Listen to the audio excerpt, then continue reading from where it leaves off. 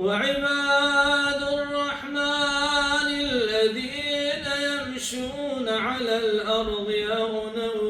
وإذا خاطبهم الجاهلون قالوا سلاما والذين يبيتون لربهم سجدا وقياما والذين يقولون ربنا اصرف عنا عذاب جهنم إن عذابها كان غراما إنها ساءت مستقرا ومقاما